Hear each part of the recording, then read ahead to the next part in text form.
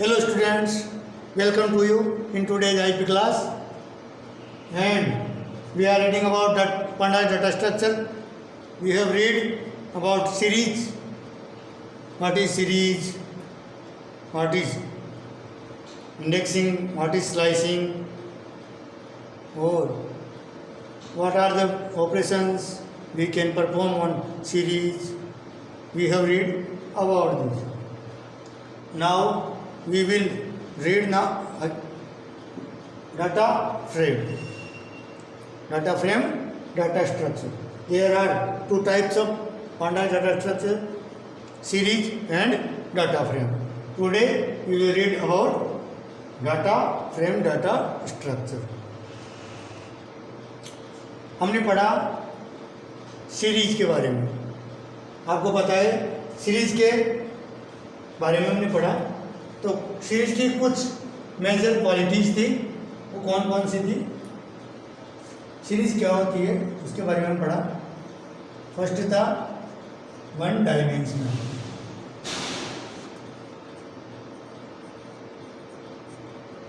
Series data structure है वो कैसा होती है? वन डायमेंशनल होती है. सबसे मेन क्वालिटी थी इसकी. यह इसके लेवल्स होते हैं. इसमें लेवल्स का यूज़ किया जाता है जिनको हम इंडेक्सेस बोलते हैं. तो लेवल इंडेक्सेस होते हैं. तो एक तो इसमें दो चीज़ें होती है, एक होती है वैल्यूज और एक होता है इंडेक्स. तो इसके जो इंडेक्स नंबर है वो इंडेक्स टू टाइप से यूज में ले सकते हैं, पोजिशनल इंडेक्स और लेवल इंडेक्स. बाय डिफ़ॉल्ट जो इंडेक्सेस होते हैं वो क्या कहलाते हैं? Positional indexes. Positional indexes. और सेकंड जो होते हैं जिसे यूजर डिफाइंड करते हैं वो लेबल्ड इंडेक्सेस होते हैं. इसके बारे में हमने पढ़ा. सीरीज के बारे में, सीरीज में ये भी हमने पढ़ा कि सीरीज में क्या होता है. एक तो सीरीज में होता है 0 और 1 एक्सिस. हमने पढ़ा वन डायमेंशनल होती है, 1D होती है. अब हम पढ़ेंगे डाटा फ्रेम के बारे में. तो डाटा फ्रेम क्या होते हैं? 2D होते हैं, 2 डायमेंशनल होते हैं. 2 डायमेंशनल का मतलब उसमें क्या होता है? एक तो होता है रो और एक होता है कॉलम. जबकि हमने जो सीरीज पढ़ा उस सीरीज के अंदर केवल रोज होती है, कॉलम्स नहीं होते. तो सीरीज जो होती है वो सीरीज में क्या होती है? रोज होती है, कॉलम्स नहीं होते. और इनको क्या कहते हैं? हम इंडेक्सेस कहते हैं, रोज के जो नेम है. तो इसमें क्या होता है? एक ही एक्सिस होता है, 0 एक्सिस, और उसे हम इंडेक्स के नाम से जानते हैं. तो ये सीरीज की बेसिक चीज़ें थी. अब हम आज स्टार्ट करेंगे डाटा फ्रेम. तो डाटा फ्रेम क्या होता है इसके बारे में हम देखेंगे. अगर आपको सीरीज अच्छी तरह आती है, सीरीज क्रिएट करना अच्छी तरह से आता है, सीरीज के बारे में आपने अच्छी तरह सीख लिया, सीरीज के ऊपर ऑपरेशन सीख लिए, तो आपको डाटा फ्रेम आपके लिए इजी हो जाएगा. क्योंकि डाटा फ्रेम से ही नेक्स्ट स्टेप, सीरीज से ही नेक्स्ट स्टेप डाटा फ्रेम आती है. डिफरेंस क्या है? सीरीज क्या होती है? 1D होती है. डाटा फ्रेम क्या होते हैं? 2D होते हैं. 2D का मतलब 2 डायमेंशनल. सीरीज 1D का मतलब 1 डायमेंशनल. जैसे सीरीज में हमने क्या पढ़ा था? जैसे A B C D और 0 1 2 3 ये मैंने वैल्यूज ले ली. ई और कर दूँ फिर मैंने 3 ले ली. तो ये तो क्या है? ये तो क्या थी वहाँ पर? वैल्यूज. और ये क्या है? इंडेक्स है. तो इसमें केवल एक ही वैल्यूज की रो होती है ना. एक कॉलम होता है मतलब, और ये रोज होती है मल्टीपल. अब हम जो डाटा फ्रेम पढ़ेंगे उसमें क्या होगा? ये तो सीरीज में था. हम जो डाटा फ्रेम पढ़ेंगे वो 2D होगा. 2D कैसे होगा? देखो वहाँ होगा जैसे इंडेक्स नंबर, इंडेक्सेस वहाँ भी होंगे, इंडेक्सेस वहाँ भी होंगे. जैसे A B C D E. लेकिन वहाँ रो के साथ साथ में कॉलम के भी इंडेक्स होंगे। क्या होंगे? रो के साथ साथ में कॉलम के भी इंडेक्स होंगे। यहाँ एक्स वाई जेड कुछ भी हो सकता है। तो यहाँ जैसे मेरे पास जो वैल्यूज है वो है 20, 30, 40, 50, 60। इसमें हो सकती है और भी वैल्यूज हो सकती है, कुछ भी वैल्यूज हो सकती है।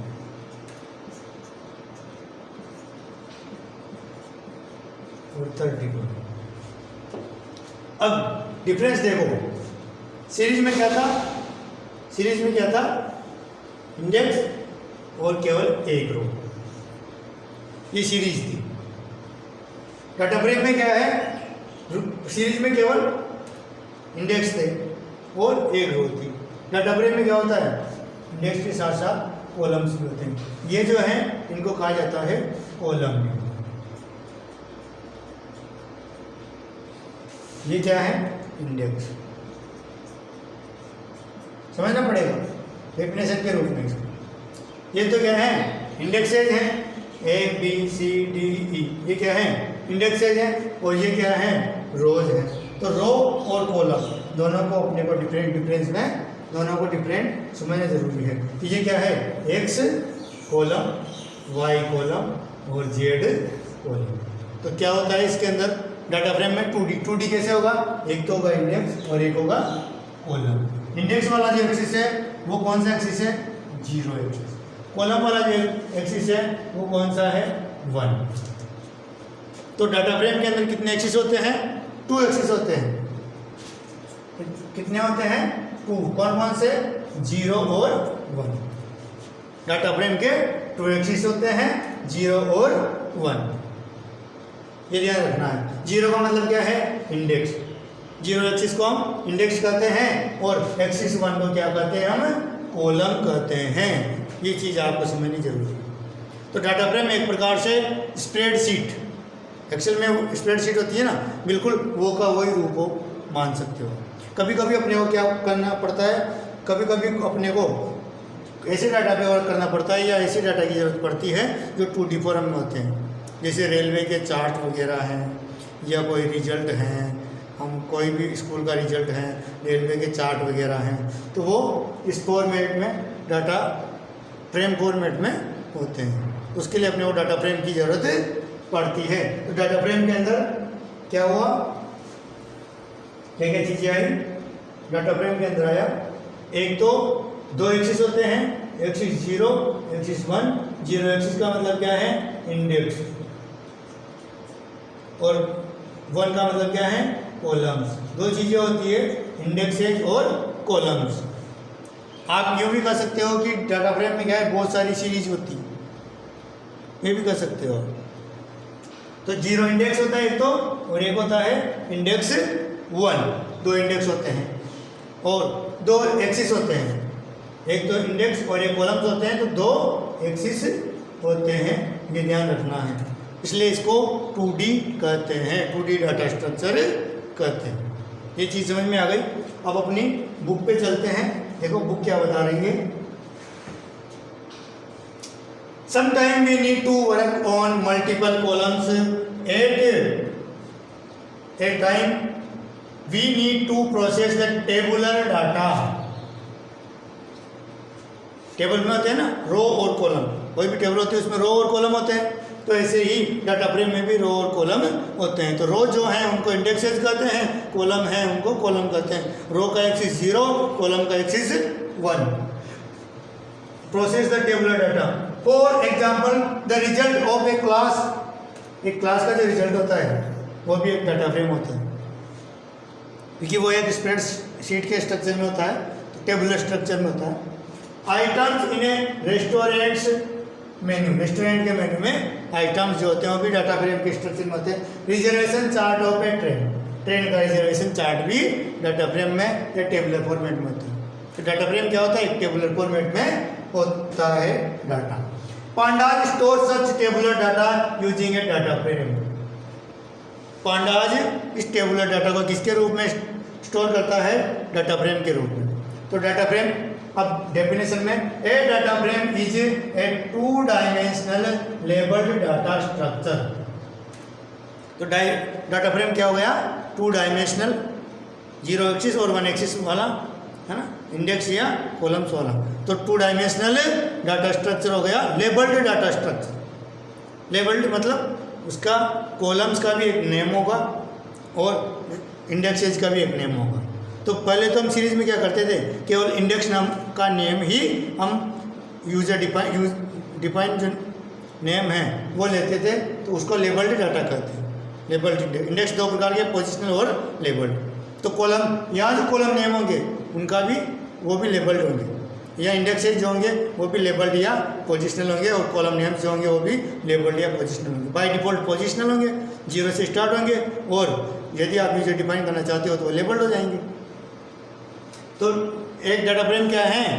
डाटा फ्रेम इज है 2 dimensional labelled data structure like a table of MySQL. इसकी तरह होगा वो माइस्क्यूएल की एक टेबल की तरह होता है। It contains row and columns, rows and columns, इसमें रोज भी होगी और कॉलम्स भी होंगे।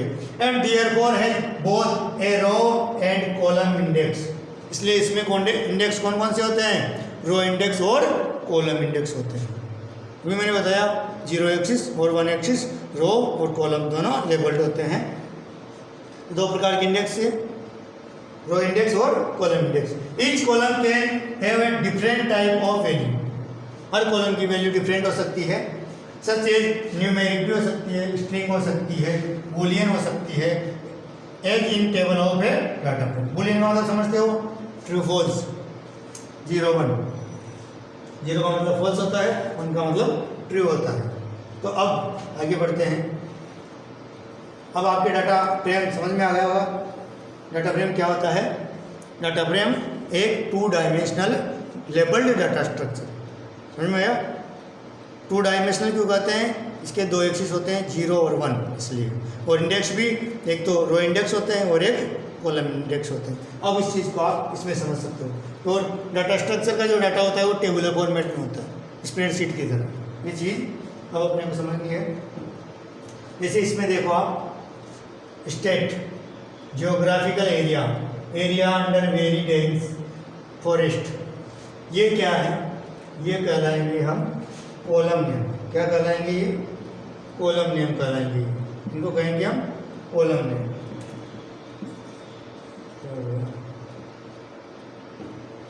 ये है कॉलम नेम। क्या है? ये कॉलम्स है, और ये क्या है? रोज, रो इंडेक्स, इनको कहेंगे हम रो इंडेक्स है, इनको कहेंगे हम कॉलम इंडेक्स है। आप देख सकते हो रो इंडेक्स और कॉलम इंडेक्स क्या है वो आप समझ सकते हो। रो इंडेक्स और कॉलम इंडेक्स, ये तो क्या है? कॉलम इंडेक्सेज है, ये क्या है? रो इंडेक्सेज। तो ये 2 प्रकार के एक्सिस होते हैं, ये है 0 एक्सिस और ये है एक्सिस 1। 2 एक्सिस हो गए और 2 इंडेक्स हो गए, रो इंडेक्स और कॉलम इंडेक्स। तो ये तो हो गई रो, इसमें 3 रोज हैं, कॉलम में कितने हैं? 3, 1 2 3 कॉलम्स हैं। तो रो और कॉलम, तो ये तो कॉलम नेम है, इसका मतलब ये लेबल्ड इंडेक्सेज हैं। और ये रो हैं 1 2 3, ये रो इंडेक्सेज हैं। ये भी लेबल्ड ही है क्योंकि पोजिशनल होता तो 0 से स्टार्ट होता।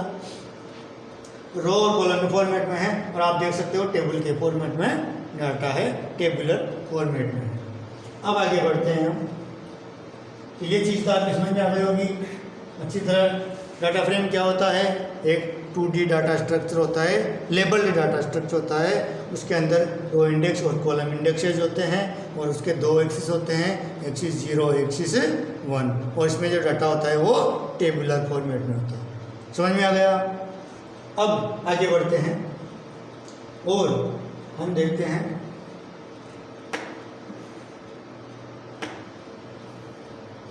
Creation of data frame. Data frame को कैसे क्रिएट करते हैं। अब आपको सीरीज क्रिएट करना आ गया। अगर आपको सीरीज क्रिएट करना आ गया तो समझ लो डाटा फ्रेम क्रिएट करना भी आपके लिए बहुत ईजी हो गया। क्योंकि सीरीज जब हमने क्रिएट की तब हमने क्या किया था? सीरीज के अंदर हम कोई भी सीरीज ऑब्जेक्ट लेते हैं, जैसे जैसे मैंने लिया S13, ये सीरीज ऑब्जेक्ट ले लिया, ये वेरिएबल जो है वो है सीरीज ऑब्जेक्ट। फिर इसके बाद में मैं क्या लिखता हूँ वहाँ पर PD डॉट सीरीज और ये पैरेंथेसिस, ये एम्प्टी सीरीज क्रिएट करने के लिए। यह डाटा फ्रेम भी बिल्कुल उसका फॉर्मेट भी यही है। सीरीज की जगह अपने को केवल डाटा फ्रेम लिखना है, क्योंकि सीरीज तो हम सीरीज क्रिएट करेंगे तब लिखेंगे, डाटा फ्रेम कब लिखेंगे जब डाटा फ्रेम क्रिएट करेंगे। तो सीरीज की जगह हम क्या लिखेंगे, जैसे ये S13 था और डाटा फ्रेम के शॉर्ट में मैं DM ले लेता हूँ, कुछ भी ले सकते हो आप यहाँ पे ABCD जो भी आप नाम रखना चाहो, मैं DM ले लेता हूँ, DM इक्वल टू और PD डॉट डाटा फ्रेम और ये पैरेंथेसिस। अब इस चीज़ को हम यहाँ समझते हैं डाटा फ्रेम कैसे क्रिएट करेंगे। डाटा फ्रेम क्रिएट करने के लिए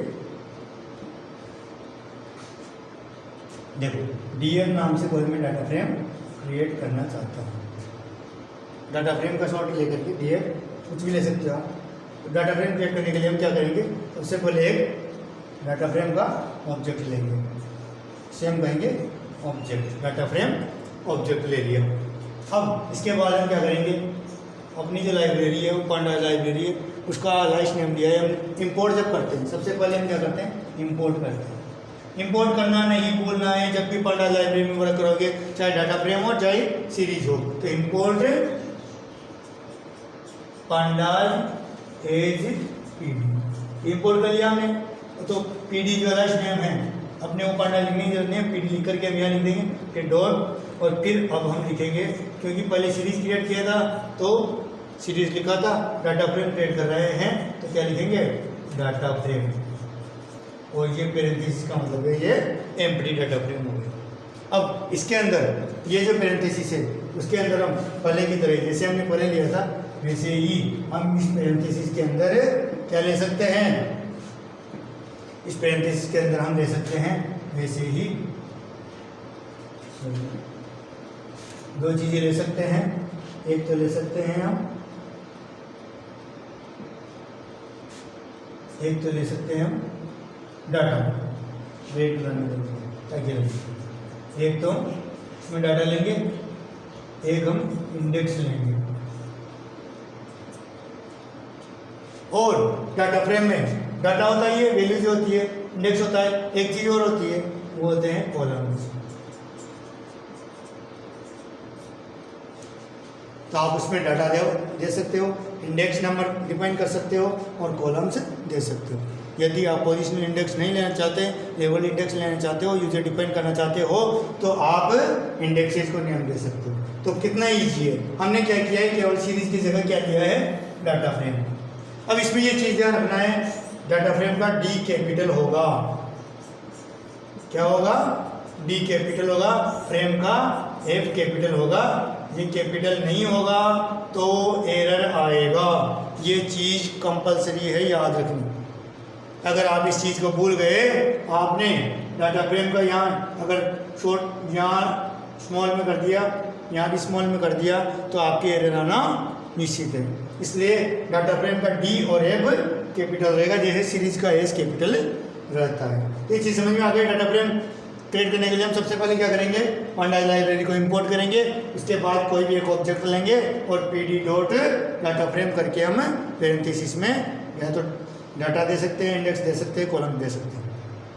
अब जैसे सीरीज को क्रिएट करने के दो तरीके थे ना, वैसे इसके अंदर तो फिर बहुत सारे तरीके हैं, लेकिन मेन रूप से जैसे ये तो मैंने किया कैसा, एक ऑब्जेक्ट लेकर। अब हम चाहें तो इसी को एक और तरीके से कर सकते हैं। ये तो शॉर्ट वे था, एक तरीका और है, जैसे मैं चाहूँ कोई भी एक 2D लिस्ट बना लूँ, डिक्शनरी ले लूँ, उससे भी क्रिएट कर सकते हो। जैसे मैंने L2 के नाम से कोई डिक्शनरी लिस्ट क्रिएट कर दी और लिस्ट के अंदर मैंने डाटा डाल दिया। 2D लेनी है तो 1 2 और 3 2D और 4 5 और 6 मैंने वैल्यूज ले ली, कॉमा लगेगा। अब ये मैंने वैल्यू ले ली, ये एक 2D लिस्ट हो गई। अब मुझे इसको क्या करना है, डाटा फ्रेम बनाना है। तो वही इससे पहले करते थे df equal to pd dot data frame,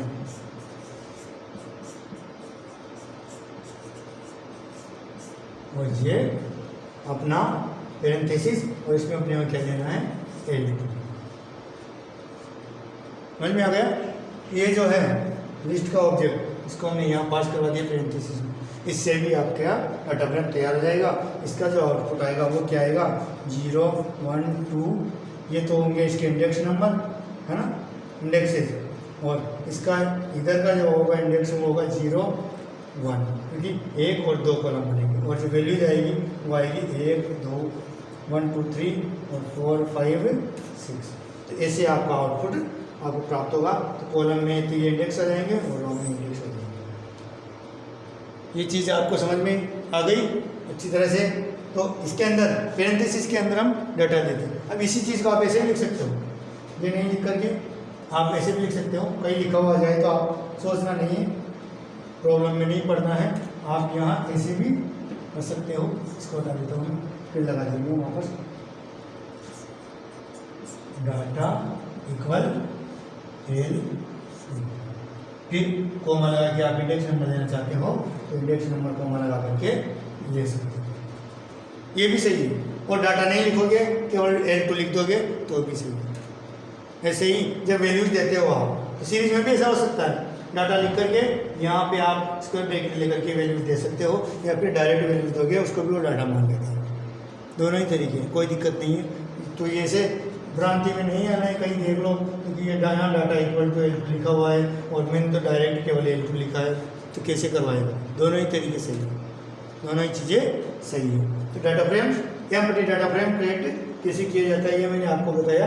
अब हम एक डाटा फ्रेम क्रिएट करेंगे अपने पाइथन सेल के अंदर जा करके। पाइथन सेल में एक डाटा फ्रेम क्रिएट करते हैं।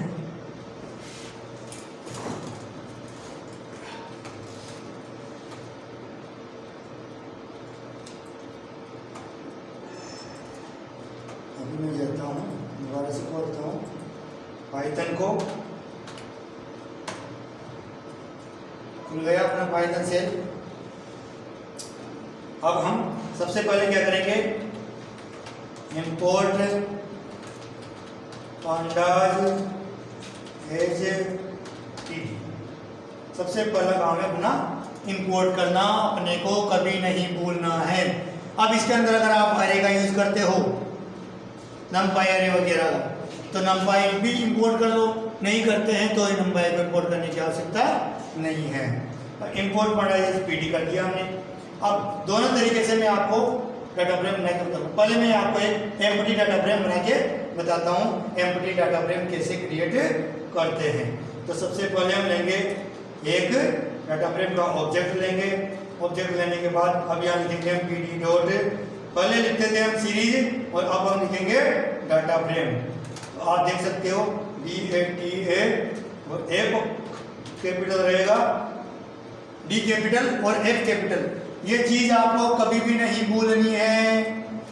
अगर आप D और F को कैपिटल नहीं रखोगे, स्मॉल रख दिया तो प्रॉब्लम हो जाएगी। सारा डाटा को आप कैपिटल रख दोगे तो भी प्रॉब्लम हो जाएगी, एरर आएगी। इसलिए आपको क्या करना है, D और F कैपिटल रखना है। PD डॉट डाटा फ्रेम और ये पेरेंथेसिस लगा दो और ये हो गया अपना एम्प्टी डाटा फ्रेम क्रिएट। और इसको हम मैं आपको रन करवा के दिखाता हूँ और आप देख सकते हो लिखा हुआ आ रहा है आपके सामने स्क्रीन पर, एम्प्टी डाटा फ्रेम, कॉलम्स भी एम्प्टी है, इंडेक्सेस एम्प्टी। जब हम सीरीज एम्प्टी क्रिएट करते हैं तब वहाँ एम्प्टी सीरीज आता है और वहाँ केवल इंडेक्स और फिर स्क्वायर ब्रैकेट एम्प्टी आता है। इसमें 2 डायमेंशनल होता है, इसलिए कॉलम्स भी होते हैं और इंडेक्स भी होते हैं। इसलिए दोनों कॉलम्स भी इसमें 0 है, कुछ नहीं है, नील है, और इंडेक्सेस भी इसमें नील है। ये चीज़ आपको समझ में आ गई। ये तो एम्प्टी डाटा फ्रेम था। अब हम एक वैल्यूज वाला डाटा फ्रेम क्रिएट करते हैं। अब वो डाटा फ्रेम भी हम 2 तरीके से कर सकते हैं। मैंने भी बताया था आपको कि या तो आप कोई लिस्ट वगैरह बना लो, जैसे मैं L2 के नाम से कोई लिस्ट तैयार करता हूँ और लिस्ट तैयार करके उस लिस्ट के अंदर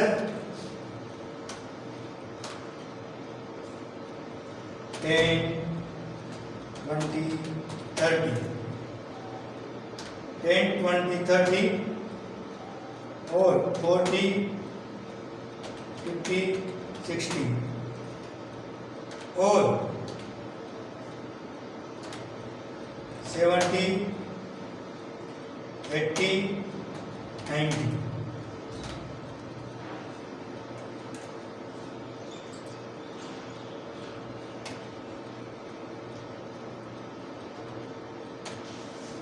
और ये है लिस्ट 2D। अब हम इससे क्या करेंगे, डाटा फ्रेम क्रिएट कर रहे हैं तो हम क्या करेंगे, DF1 के नाम से लेता हूँ, DF के नाम से हमने पहले बना लिया, DF1 के नाम से मैं डाटा फ्रेम क्रिएट करता हूँ। तो हम क्या करेंगे, PD dot data frame, PD dot data frame और L2 और ये कर दिया हमने एंटर। और अब हम करते हैं DF1 एंटर। आप देख सकते हो ये एक डाटा फ्रेम क्रिएट हो गया है। अब यही चीज़ मैं आपको बताना चाह रहा था, इसमें देखो सीरीज तो हम सीरीज में तो क्या क्या चीज़ें होती थी, बस ये दोनों 10, 40 और 70 वाले ये सीरीज में थे। अब ये देखो आप देख सकते हो एक लिस्ट से मैंने डाटा फ्रेम बनाया है 10, 20, 30, 40, 50, 60, 70, 80, 90। ये एक लिस्ट से डाटा फ्रेम बनाया। अब मैं क्या करता हूँ, डायरेक्ट डाटा फ्रेम बनाता हूँ एक ऑब्जेक्ट को लेकर के DF2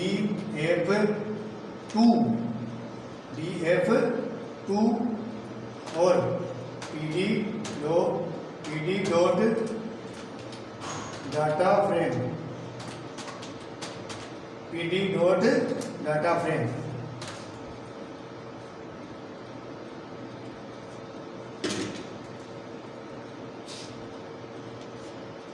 अब यहाँ पे हम लिखते हैं इसी वैल्यू से बना लेता हूँ मैं, थोड़ा सा डिपेंड कर देते हैं 15, 20, 25 और 15, 20, 25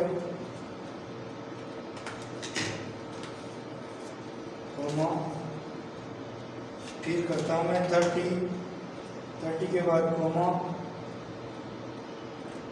40 के बाद फिर कॉमा लगा करके फिर करता हूँ मैं, क्योंकि अपने को 2D लिस्ट बनानी है, 2 डायमेंशनल बनाना है, 1D नहीं बनाना है डाटा फ्रेम, तभी वो समझ में आएगा। 1D भी बन जाता है लेकिन वो समझ में नहीं आ पाएगा।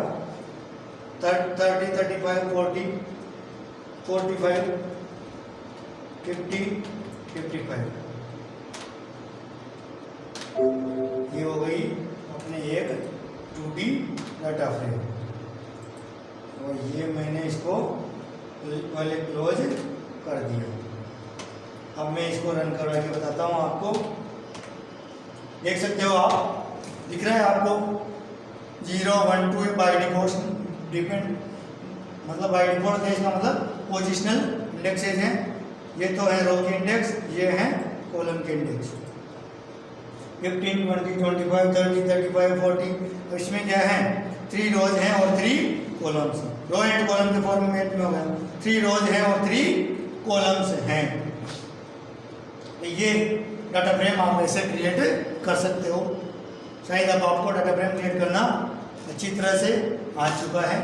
अब हम क्या कर सकते हैं, मैंने अभी एक चीज़ और बताई थी आपको, जो हमने ये एम्प्टी डाटा फ्रेम क्रिएट किया, ये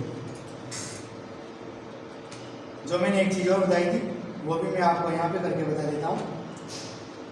यहाँ DF3 के नाम से और यहाँ L2 लिखा हुआ है ना, यहाँ पे मैंने बताया था आपको, आप डाटा और इक्वल टू लगा करके भी L2 लिख सकते हो, तब भी आपका जो डाटा फ्रेम क्रिएट होगा ना वो वही होगा जो आपने ऊपर क्रिएट किया। देख लो आप DF1 की जो डाटा फ्रेम है उसको और DF3 को देखो, कोई भी चेंजेज नहीं है, दोनों बिल्कुल सेम है। तो दोनों ही तरीके से आप डाटा फ्रेम क्रिएट कर सकते हो। ये चीज़ आपको अच्छी तरह समझ में आ गई। Data frame empty data frame कैसे क्रिएट करते हैं वो आपको समझ में आ गया, ये पहले एम्प्टी किया हुआ है। फिर लिस्ट से डाटा फ्रेम क्रिएट करके बताया मैंने आपको, डायरेक्ट डाटा फ्रेम क्रिएट करके बताया मैंने आपको, और डाटा इक्वल टू करके L2 करके मैंने आपको डाटा फ्रेम क्रिएट करके बताया। तो ये चीज़ आपको अच्छी तरह समझ में आ गई होगी। अब कोई भी इसमें आपको प्रॉब्लम नहीं होनी चाहिए। तो अगर आपको सीरीज आती है, यदि आपको सीरीज डाटा फ्रेम अच्छी तरह समझ में आ गया तो आपको data frame series data structure समझ में आ गया तो डाटा फ्रेम समझने में कोई ज़्यादा दिक्कत नहीं है, बिल्कुल मिलता जुलता ही है। अब इसमें आपको कोई प्रॉब्लम नहीं है। तो आज की क्लास हम यही क्लोज करते हैं और अब नेक्स्ट क्लास हम कर लेंगे और अपनी बुक के अकॉर्डिंग अलग अलग प्रकार से हम डाटा फ्रेम को क्रिएट करके उसको पढ़ेंगे। ये एम्प्टी डाटा फ्रेम मैंने क्रिएट करना बता दिया आपको, एम्प्टी डाटा फ्रेम कैसे क्रिएट करते हैं। कल हम पढ़ेंगे creation of data frame from नंपाई and arrays. नंपाई अरे से डाटा फ्रेम कैसे क्रिएट करते हैं वो हम कल की क्लास में पढ़ेंगे। ओके।